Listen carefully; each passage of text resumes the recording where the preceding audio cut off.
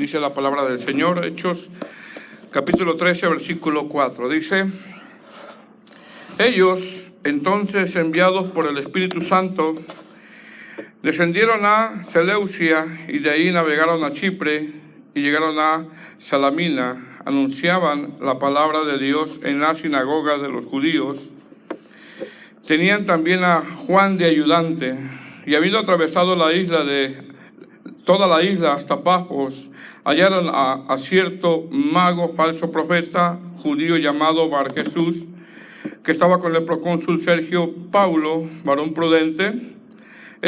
Llamando a Bernabé y a Saulo, deseaba oír la palabra de Dios, pero le resistía Elimas, el mago, pues así se traduce su nombre, procurando apartar de la fe al procónsul. Entonces Saulo, que también es Pablo, lleno del Espíritu Santo, fijando en él los ojos, dijo: oh, lleno de todo engaño y de toda maldad, hijo del diablo, enemigo de toda justicia, ¿no cesará de trastornar los caminos rectos del Señor?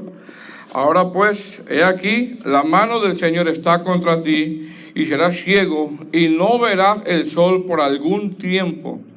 Inmediatamente cayeron sobre él oscuridad y tinieblas, y andando alrededor, buscaba a quien le condujese de la mano.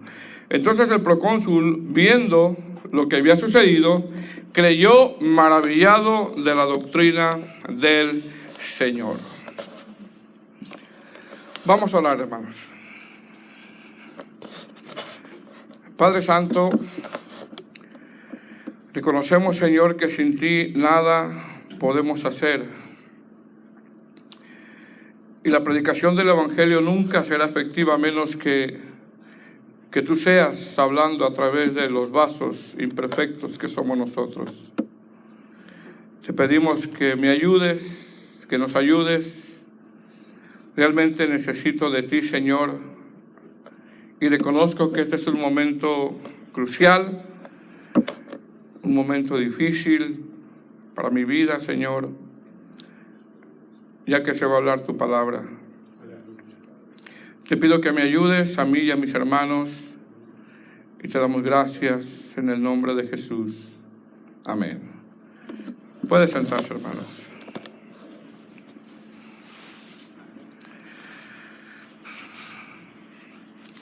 Bueno, vamos a continuar en este libro de los Hechos. Este es el tema número 16, que como título es El primer viaje misionero. Y entre paréntesis le vamos a poner la oposición. Este primer viaje misionero, amados hermanos, abarca el capítulo 13 y 14. Son realmente bastantes versículos. Así que lo vamos a dividir en diversos temas, ya que son varios sucesos de los cuales pues es necesario estudiar detalladamente, amén, para ir sacando aplicaciones que como iglesia necesitamos aprender, como iglesia individualmente, amén. No sé cuántos recuerdan el tema anterior, que fue hace 15 días. Hace 15 días fue, ¿verdad?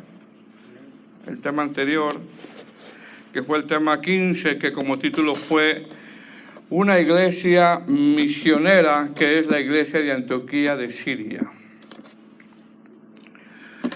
Ya hemos visto, amados hermanos, a través de estos capítulos que hemos abordado, que el libro de los Hechos en su mayoría tiene que ver con el cumplir lo que nosotros conocemos como la Gran Comisión, o lo que conocemos también como la plantación de iglesias. Prácticamente el propósito de este libro es expandir el Evangelio. Si algo trata el libro de los Hechos, es precisamente eso, la expansión del Evangelio.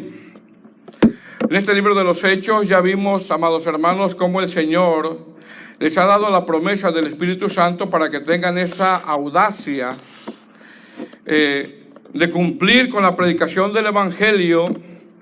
Y hasta ahora la iglesia, amados hermanos, había obedecido a ese mandato, aunque hubo momentos donde el Señor empujó a esta iglesia a través de ciertas persecuciones para que cumplan ese mandato. Vimos que Dios, dentro de su soberanía, permite una persecución a la iglesia a su temprana edad. Y el resultado de esa persecución fue que naciera la iglesia de Antioquía, por decirlo de esa manera. ¿Qué aprendimos de esto? ¿Qué aplicación sacamos de esto en los temas anteriores? Bueno, con esto aprendimos que las pruebas, las aflicciones que Dios permite en nuestra vida o como iglesia, siempre tendrán un buen propósito de parte de Dios. Siempre, siempre, siempre. Amén. Y eso fue lo que precisamente pasó con la iglesia. Dios permitió la persecución, ellos siguieron expandiendo el evangelio, unos callaron, otros siguieron expandiendo el evangelio, y en base a eso, por decirlo de esa manera, nace la iglesia de Antioquía, una iglesia muy importante para el primer siglo de la iglesia en general. Ahora, una vez que hemos visto, amados hermanos, cómo nace la iglesia de Antioquía, la Escritura hace mención que esta iglesia tenía mucho el favor de Dios, ya que esta iglesia tenía 5 ministros públicamente reconocidos por la congregación. Eso lo vimos la clase pasada. ¿Quiénes eran? Eran Bernabé, eran también Simón, el que se llamaba Níger, al parecer se cree que era de tez oscura, era morenito, era negrito, Lucio de Cirene, Manaén y Saulo, que es Pablo. Con esto vemos que esta iglesia de Antioquía estaba equipada por un liderazgo fuerte en doctrina, aparte de que estos pastores o estos líderes, estos maestros, estos profetas también, eran líderes piadosos. Lo que predicaban, lo vivían. La aplicación que sacamos en ese tema, o lo que hemos venido abordando, es que precisamente eso necesita la iglesia. Necesita ancianos, necesita pastores, pero pastores que conozcan doctrina. Y no solamente que conozcan doctrina, sino que vivan lo que están predicando. Así de que ese es un reto para todos los que predicamos en este lugar. Que no solamente conozcamos la doctrina, que no solamente conozcamos la sana doctrina, sino que con nuestra vida podamos nosotros moldear el evangelio. Amén. Otra de las cosas que vimos es que esta iglesia estaba muy interesada en las misiones. Tanto que a partir de este capítulo 13, amados hermanos, y hasta el final del libro de los Hechos, muestra los 3 viajes misioneros. Ya a partir de este capítulo 13 empezamos a ver los 3 viajes misioneros. La Escritura dice en el verso 3 del capítulo 13 que envían a Bernabé y a Saulo, pero mire cómo está el orden, Primero, ¿quién está? Bernabé y después Saulo. Y ahorita vamos a explicar por qué. Entonces la Escritura hace mención que envían a Bernabé y a Saulo, y una vez que los envían, son quitados estos 2 pastores de esta iglesia local para hacer la labor misionera, donde les imponen las manos, oran por ellos y los envían. Dice Hechos capítulo 13, versículo 3. Entonces, habiendo ayunado y orado, les impusieron las manos y los despidieron. El Señor quitó 2 pastores de esa iglesia local. La versión lenguaje actual dice: todos siguieron orando y ayunando. Después oraron por Bernabé y Saulo, les impusieron las manos sobre la cabeza y lo despidieron. Y es ahí donde comienza el primer viaje misionero, que es el tema de hoy. También vimos que una vez que son quitados estos 2 pastores de esa iglesia local, la iglesia, hermanos, siguió. La iglesia siguió. Porque el único indispensable en la iglesia no son los hombres, es el Señor y su palabra. Amén. Dios es el que provee ministros, pastores. La iglesia siguió tanto que históricamente han encontrado pruebas arqueológicas que en Antioquía, que es Turquía, lo que conocemos hoy, han encontrado pruebas de ruinas de más de 15 iglesias. Así que la iglesia siguió, amados hermanos. Amén. Con esto vemos que en la iglesia el único indispensable es el Señor y su palabra. Los demás podemos ser reemplazables. Amén. Entonces, ¿cuál es el tema de hoy, amados hermanos? El primer viaje misionero y entre paréntesis la oposición. Ahora, antes de desarrollar, hermano, los versos que vamos a ver, quiero dar un poco el contexto de este primer viaje misionero de Bernabé y Saulo. Número 1. En este primer viaje misionero es el Espíritu Santo quien los escoge y quien los envía. Es Él, el Espíritu Santo. Amén. Número 2. En este primer viaje misionero visitarán ciudades como Seleucia, Chipre, Salamina, la isla de Pafos, Pergue de Panfilia, Antioquía de Pisidia, Iconio, Listra, Derbe, Frigia, donde algunas de esas ciudades son ciudades de la región de Galacia o los Gálatas. Es decir, cuando el apóstol Pablo le escribe la carta a los Gálatas, habla de una región que en su mayoría, no todas, son las ciudades que les nombré que pertenecían a la región de Galacia. Número 3, en este primer viaje misionero de Bernabé y Saulo, hubo frutos de conversión donde se cree que se convirtieron. Timoteo, por ejemplo, Hechos 16:1 dice, después llegó a Derbe y a Listra, y aquí había cierto discípulo llamado Timoteo, hijo de una mujer judía creyente, pero de padre griego. Algunos eruditos creen también que en este primer viaje misionero se convirtió Gayo, Tíquico, Trófimo, Sópater, Aristarco, Segundo, Sergio Pablo el procónsul de la isla de Pafos y otros más. Así de que, amados hermanos, sigamos predicando el Evangelio. No sabemos en qué momento el Señor va a traer conversión. Amén. Número 4. En este primer viaje misionero se cree que Bernabé y Saulo recorrieron a pie o barco cerca de 1450 millas, que serían como de Ogden a ver los que conocen números, pero ida y vuelta, ¿no? Ida y vuelta a Los Ángeles. A ver, ¿quién se avienta? Ida y vuelta caminando, ¿no? Yo aquí le puse hasta Durango, pero yo no conozco Durango. Pero falta la vuelta. El segundo viaje misionero se cree que estos misioneros recorrieron 2.796 millas, que sería de Ogden hasta Guatemala, donde falta la vuelta todavía. ¿Quién quiere ir? Por aquí puede agarrar el 15 caminando. Y el tercer viaje misionero se cree que recorrieron 2.700 millas, que sería de Ogden hasta Cancún. Si quieren volver a ir, que vayan caminando hasta Quintana Roo, pero ida y vuelta. En total, hermanos, se cree que estos misioneros, o más bien el apóstol Pablo, porque después vamos a ver por qué se separaron, ¿verdad? En total se cree que el apóstol Pablo viajó en estos 3 viajes misioneros cerca de un poquito más de 15,000 millas, de los cuales 9,000 millas fueron a pie. Creo que en la clase pasada alguien dijo que quería ser misionero, ¿verdad? Bueno, número 5. En estos viajes misioneros, hacer estos recorridos eran largos en ese tiempo y no era fácil trasladarse, ya que hubo momentos donde dormían a la intemperie, hubo momentos donde pasaron hambres, hubo momentos donde pasaron frío,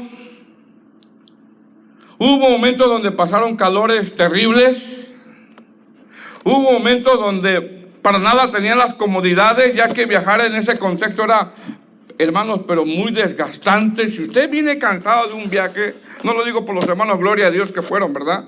O los que viajan. Si usted viene cansado por un viaje, imagínese ahora caminando. Pasar hambres, pasar fríos, dormir a la intemperie. Hubo momentos de muchos peligros y hubo momentos donde enfermaron. Ejemplo, en Gálatas 4, del verso 13 al 15, el apóstol Pablo, en ese viaje, primer viaje misionero, cuando fue a predicarles, les recordó cómo se enfermó, porque nos enfermamos, hermano. cómo se enfermó en ese viaje y a pesar de que enfermó, siguió cumpliendo su ministerio y su enfermedad era notable. No era de que me duele la cabeza, ya no voy a la iglesia, o tengo esto, ya no voy. No, enfermedad notable. Nosotros estamos muy chiqueados, hermano.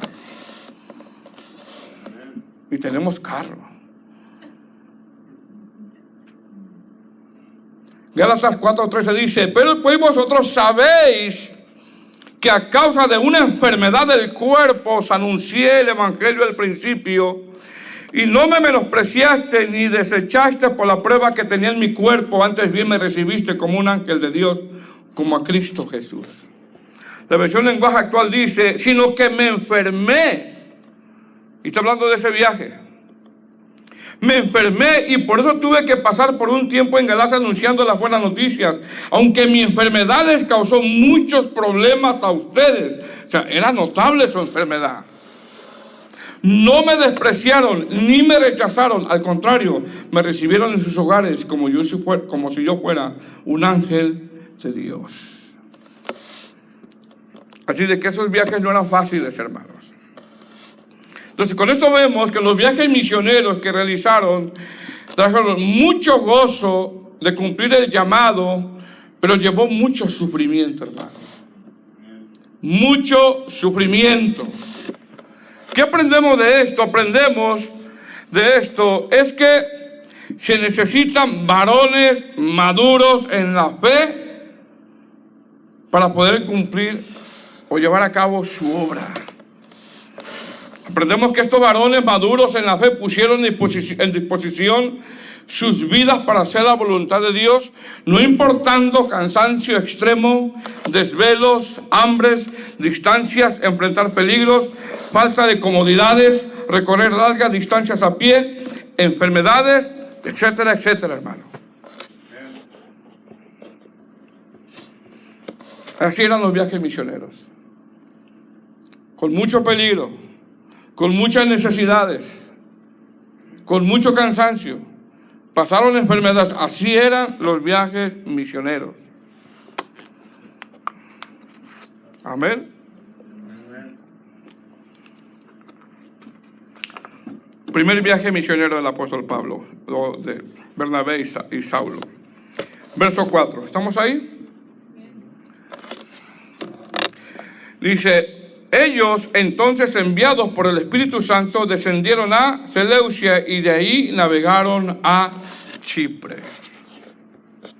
Aquí es cuando comienza el primer viaje misionero del apóstol Pablo, o de Bernabé y Saulo. Ahora, lo primero que vemos, amados hermanos, en este pasaje es que dice claramente que fueron enviados por el Espíritu Santo. No fue algo que se les ocurrió a ellos.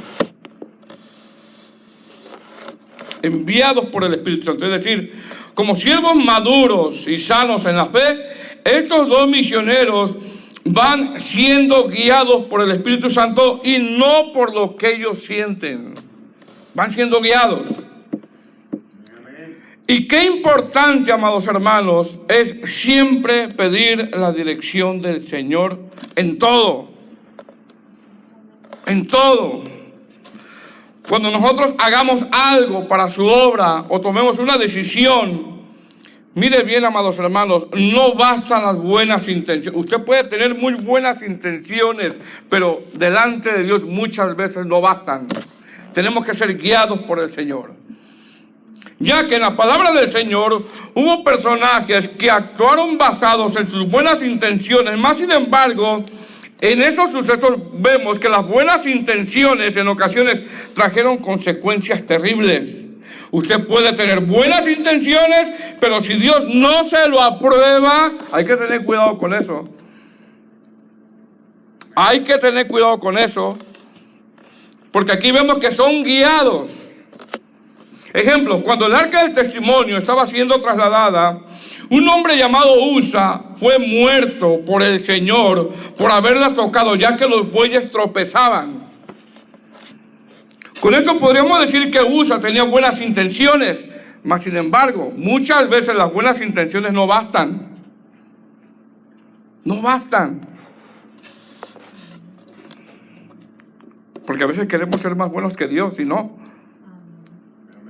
Usa cayó en juicio de parte de Dios.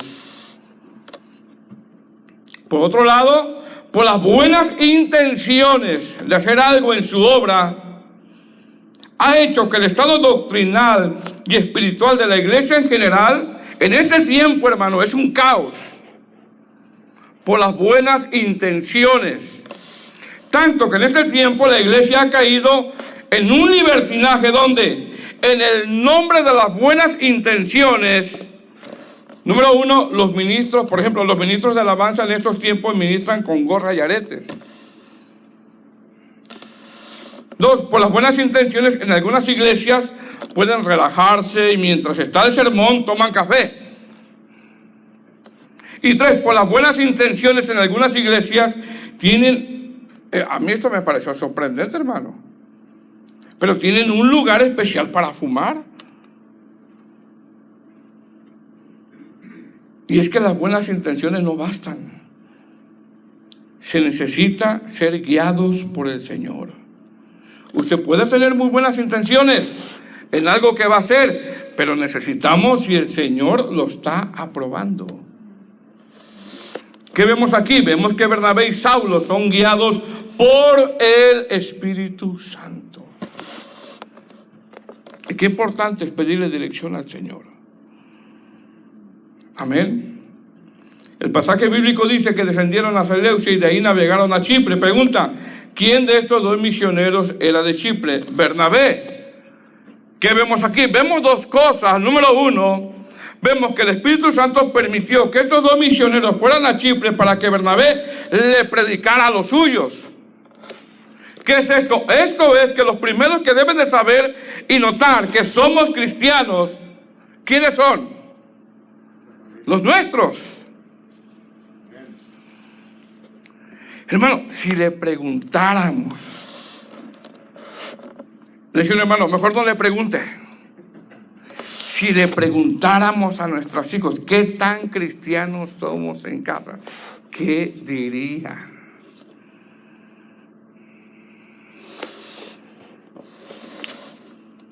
Dos, también vemos lo que algunos eruditos interpretan por el orden de los nombres. Interpretan que Bernabé era el que estaba al frente del viaje misionero en su inicio. Ya que si usted nota, cuando estos dos misioneros fueron llamados por el Espíritu Santo, el pasaje bíblico primero nombra a Bernabé y después a Saulo. Dice, apartarme a Bernabé y a Saulo.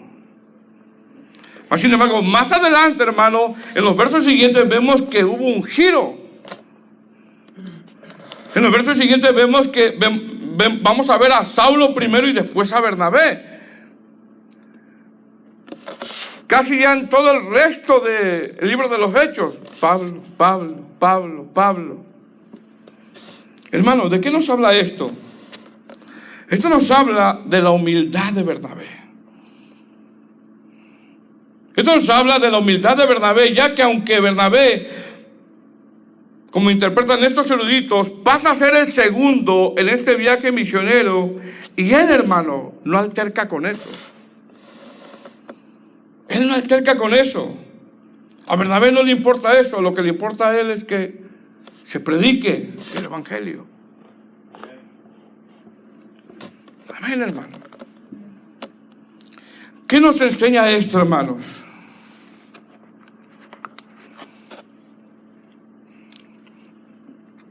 Esto nos enseña que algunas veces alguien nos puede rebasar en el ministerio y debemos de tener cuidado con los celos. Esto nos enseña que alguien nos puede rebasar en el ministerio de la predicación quizá. Y quizás no es por maldad, ni por competir o porque se lo proponga, sino que la gracia y los dones de Dios están de una forma especial en esta persona. Y eso fue lo que pasó con Pablo. El apóstol Pablo tenía una gracia y una sabiduría de Dios que Dios le había dado, donde después llegó a ser el principal en las misiones. Hermanos, que el Señor nos dé humildad, si alguien nos rebasa en el ministerio, que nos dé humildad, ya sea en la predicación, ya sea en la alabanza, ya sea en el coro, ya sea en cualquier área, que el Señor nos dé humildad. Si alguien nos rebasa porque es más dedicado, porque se santifica más, que nos dé humildad. Ejemplo, si el Señor, por ejemplo, llamara a un joven, ¿cuántos jóvenes hay aquí? Si el Señor, un ejemplo, si el Señor llamara a Leví como pastor, Gloria a Dios. sabía que iban a echar porras. Que el Señor nos dé humildad para reconocer su ministerio. Si el Señor llama a... No, ya... Con eso ya dijeron ustedes que no califica. Hermano, que el Señor nos dé humildad. Porque si el Señor quiere, lo puede levantar. Lo puede capacitar, lo puede santificar. ¿Quiénes somos nosotros, hombre? ¿Quiénes somos? ¿Qué nos creemos? Para poner de tropiezo a algún hermano que el Señor quiere usar.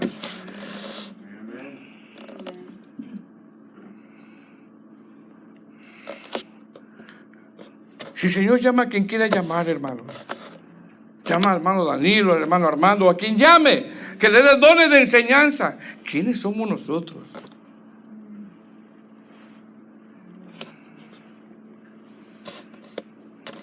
Si el Señor llama a alguien que comenzó desde abajo, y yo tengo años en el Evangelio, pues ese es el Señor.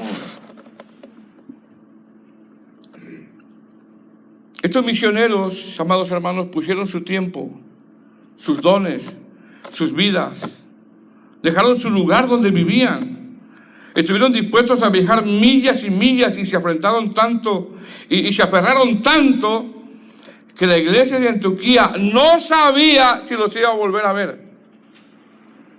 Y ellos se fueron.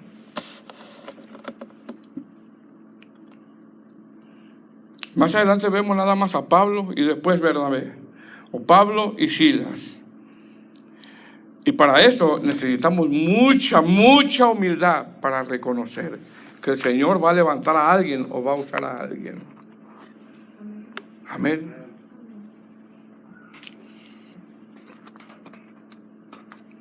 Verso 5. ¿Estamos ahí? Y llegados a Salamina, anunciaban la palabra de Dios en las sinagogas de los judíos, sinagogas en plural. Tenían también a Juan de ayudante. Ahora, una vez que salen de Chipre, hermano, van a Salamina y dice que anunciaban la palabra de Dios en las sinagogas. El pasaje bíblico dice en plural. Dice que, hermano, que Salamina era una ciudad grande, por lo tanto, como ciudad grande había varias sinagogas donde ellos predicaron. ¿Qué es esto? Fíjese bien, esto es cumplir el llamado a pesar de las oposiciones que se iban a encontrar. Esto es saber que predicar a Cristo en una sinagoga de judíos no era fácil. Iban a ser rechazados.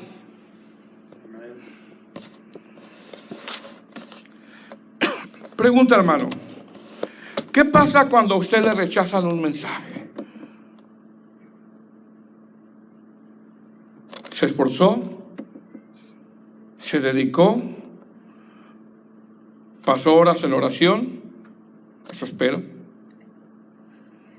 ¿Pasó días en ayunos? Eso espero. ¿Pasó días meditando la palabra de Dios? Y cuando expone el mensaje, le rechazan el mensaje. Lógicamente, asegúrese de que el mensaje rechazado, si lo rechaza es porque es antibíblico. Por ahí sí somos llamados a rechazar un mensaje antibíblico. Pero ¿qué pasa cuando el mensaje es bíblico y le rechazan el mensaje?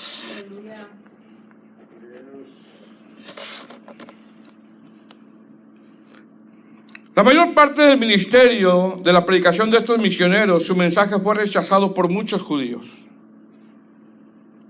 que vivían en ciudades donde ellos estaban realizando su primer viaje misionero y los otros viajes que hicieron.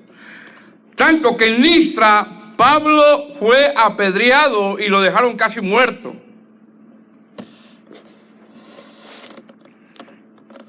Sin embargo, no por eso renunció. Hermanos, perseveremos. Amén. Crezcamos. Porque en ocasiones, hermanos, por un pequeño rechazo ya queremos dejar todo. Por una mala mirada de alguien. Por una mala cara de alguien, como si fuera cara de policía mal pagado. Hermano, no nos tiene que afectar en decir, ya no hago lo que estoy haciendo para la obra del Señor, porque mire cómo me rechazan. Hermano, tenemos que crecer en ese sentido. No se conmisere. No sé si se dice la palabra. No nos hagamos las víctimas. Nadie dijo que iba a ser fácil.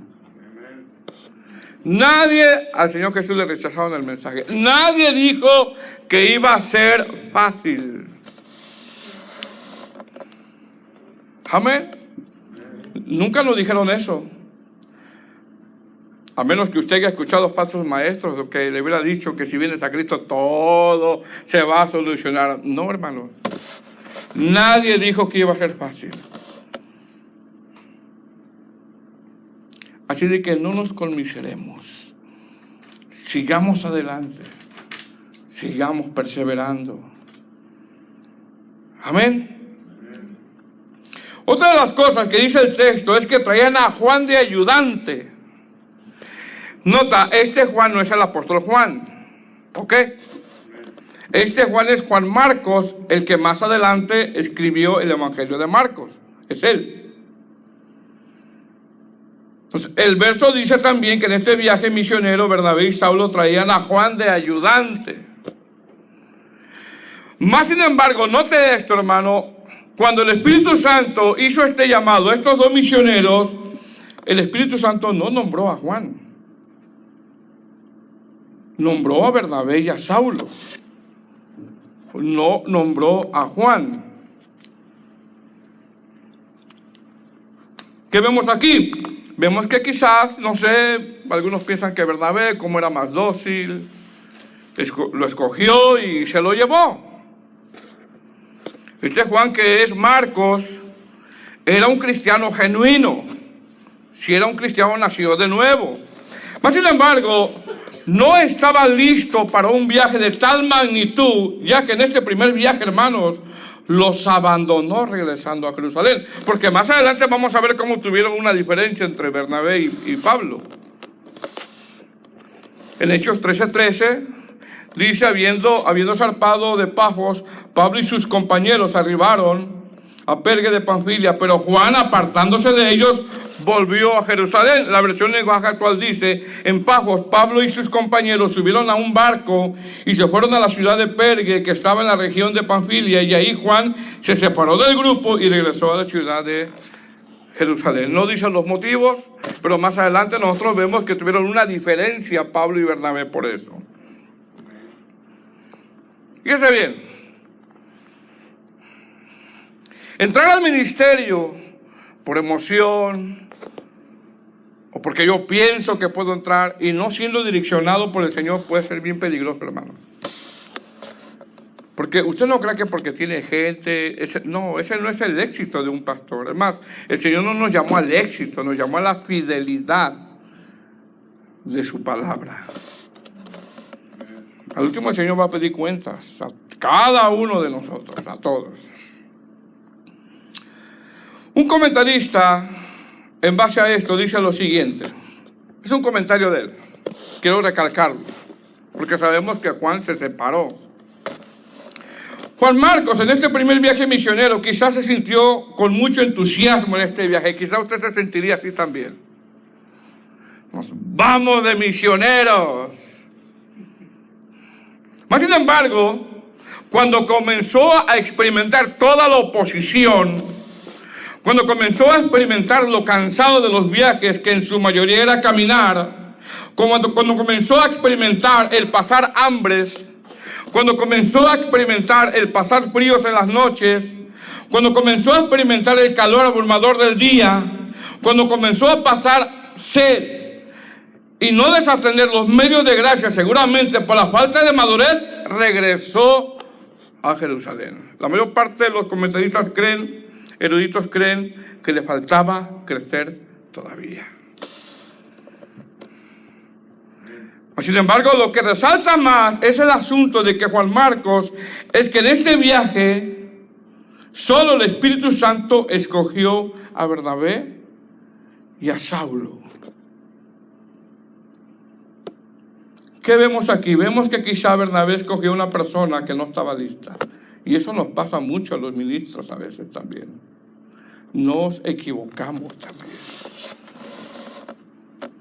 ¿Quién no se equivoca? Todos nos equivocamos, no es justificación, pero nos pasa. ¿Cuántos dicen amén? ¿Sabes qué, hermano? Ya, hermano, te voy a bajar porque eres bien inmaduro. Y el otro inmaduro no, pero entonces yo me voy de la iglesia. Creo que tenemos que terminar con todo esto, hermano. Amén. Hacer las cosas como el Señor manda y dice. ¿Estamos de acuerdo, hermanos? ¿Qué vemos aquí? Vemos que quizá Bernabé escogió una persona que no estaba lista. Juan Marcos es un cristiano genuino, pero le faltaba crecer. Juan Marcos era un cristiano genuino, pero le faltaba madurar, ya que más adelante los abandonó.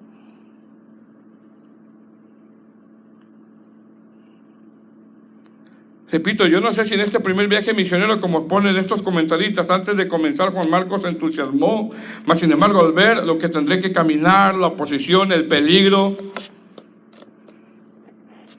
regresa a Jerusalén. Mas sin embargo, más adelante, el futuro de Juan Marcos fue de gran utilidad, más adelante. Pero en este caso no era el tiempo adecuado, así que tengamos paciencia, hermanos. Cuando nos toque. Amén. A lo que el Señor nos está llamando. Y a lo que está llamando, hágalo. Cumpla. Cumplamos.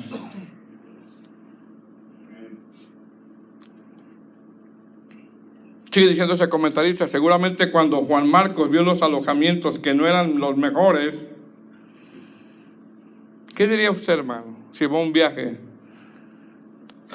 Ahí, duérmete ahí, en el piso con una cobija. No, yo ya no regreso a ese viaje. Bueno, así eran. Amén. Lo veo muy serio. Verso 6.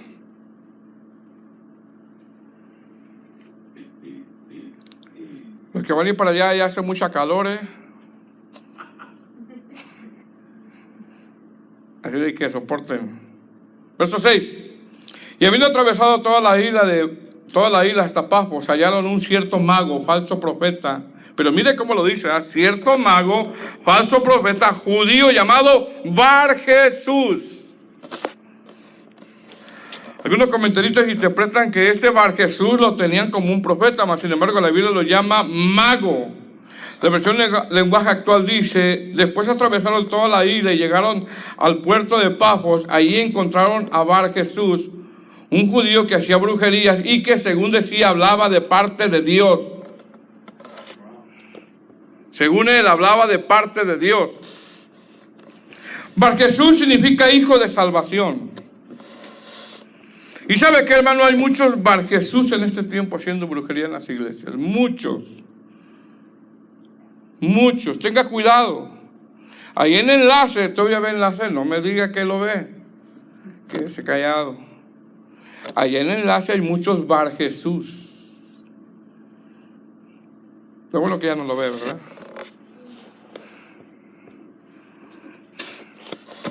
Verso 7. Que estaba con el procónsul Sergio Paulo. ¿Varón qué? varón prudente, llamando a Bernabé y a Saulo, deseaba que, hermanos, oír la palabra de Dios. Deseaba oír. La versión lenguaje actual dice un hombre inteligente.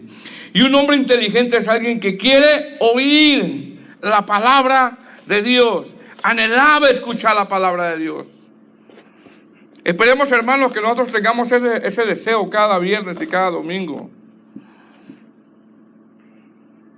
Escuchar. Lo decía la hermana al principio de la apertura, ¿verdad?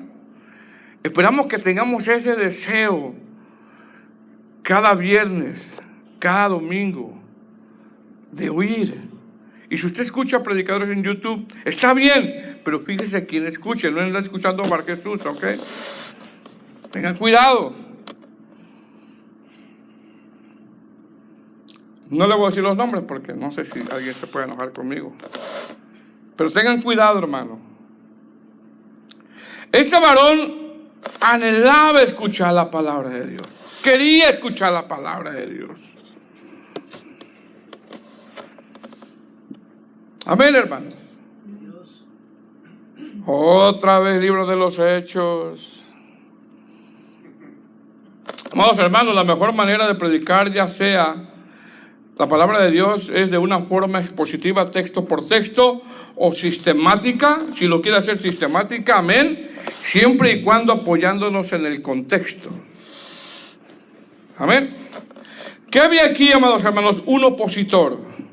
Verso 8, pero le resistía Elimas, el mago, pues así se traduce su nombre, procurando apartar de la fe al procónsul.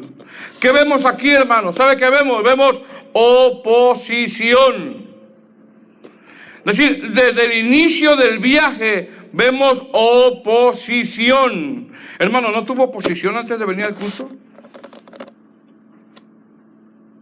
Oposición. Amados hermanos, en la vida cristiana hay oposición. Nuestra carne, nuestro mal carácter, nuestro mal genio es oposición. En el mundo hay oposición. Los falsos maestros son oposición. El adversario trayendo leyes que van en contra de la palabra de Dios es oposición. Así es, hermano. Siempre va a haber oposición. Tú quieres servir al Señor y va a haber oposición. No crea que servir al Señor todo va a salir bien. No crea que servir al Señor todo nos tiene que salir bien. No va a ser todo de maravilla, va a haber oposición. No crea que todo le va a salir bien, hermano. Va a haber oposición. Y no se haga la víctima. Yo he servido al Señor por 40 años y mire con qué me pagan.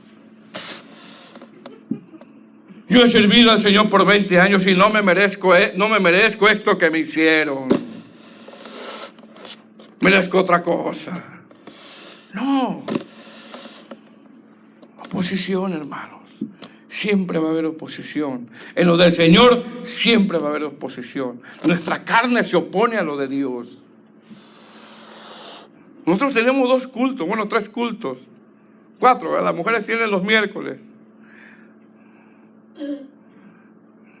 No sé si vienen entusiasmadas. Los viernes, los sábados, oración. Realmente tenemos pocos cultos, hermano. ¿Verdad que tenemos pocos cultos? Y hay oposición en nuestra carne, en las pruebas que atravesamos. Hay oposición. El Señor nunca dijo que iba a ser fácil. Usted haya servido al Señor 10 años, 20 años, 30 años, 40 años, va a seguir habiendo oposición. Pero ¿sabe qué vemos aquí? Que el Señor está con estos 2 misioneros. ¿Qué le pasó a este falso profeta? Amén. Se dice que la ciudad de Pafos era una ciudad muy inmoral. Y luchar contra la inmoralidad no es fácil. En Pafos se daba culto a Venus, la falsa diosa del amor. Verso 9, entonces Saulo, que también es Pablo, lleno del Espíritu Santo, fijando en él los ojos, es decir, desde ese momento ya la palabra del Señor no nombra más a Saulo, sino Pablo, desde este verso ya en adelante. En el siglo I, el Imperio Romano tenía la costumbre de tener hasta 3 nombres. Y Pablo, sabiendo que era llamado a los gentiles, adopta este nombre gentil, hermanos. El que era rabino, el que tenía todo un currículum, el hombre que fue instruido a los pies de Gamaliel, el prominente joven que iba a llegar, un fariseo de fariseos, se pone un nombre gentil.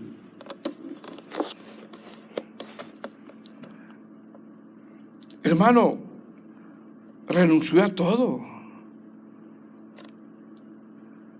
Esto habla de una renunciación en todos los aspectos de su vida antigua por seguir a Cristo.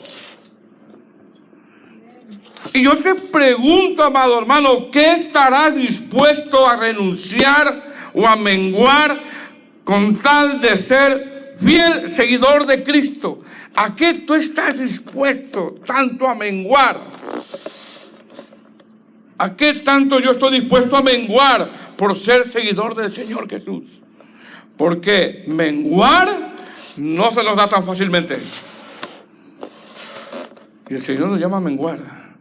El Señor nos llama siempre a renunciar a algo por amor al Señor. Este que fue rabino, este que fue fariseo de fariseos, está adoptando un nombre gentil. Y esto nos habla de una renunciación en todos los aspectos de su vida antigua para seguir a Cristo. Yo te pregunto, hermano, ¿qué has dejado atrás? ¿O qué estaré dispuesto a renunciar con tal de parecerte más al Señor Jesús? Porque aquí se trata de que parecernos al Señor Jesús. No de, yo quiero ser como aquel predicador. No, como Cristo. Yo quiero ser como que, no, como Cristo. A eso nos llamó el Señor. Amén, hermanos. Verso 10. Dijo, oh, lleno de todo engaño y de toda maldad, hijo del diablo, enemigo de toda justicia, no cesará de trastornar los caminos rectos del Señor. La versión en lenguaje actual dice, tú eres hijo del diablo, un mentiroso, un malvado, a ti no te gusta hacer lo bueno, ya, deja de mentir, diciendo que hablas de parte de Dios. Verso 11, ahora pues, he aquí, la mano del Señor está contra ti. Él no dice, yo tengo el poder, no. Dice, la mano del Señor está contra ti y serás ciego y no verás el sol por algún tiempo. Inmediatamente cayeron sobre él oscuridad y tinieblas y andando alrededor buscaba a quien lo condujese de la mano. Hermanos, aunque parezca incomprensible, esto es misericordia de parte de Dios. Porque si el Señor quisiera matar a este hombre, lo hubiera hecho, pero no lo mata. Lo deja ciego, ¿por cuánto tiempo? ¿Para toda su vida? No, lo deja ciego por un tiempo. Nada más. Y ahí vemos la misericordia del Señor. Verso 12. Entonces el procónsul, viendo lo que había sucedido, creyó, maravillado de la doctrina del Señor. Póngase de pie, hermano.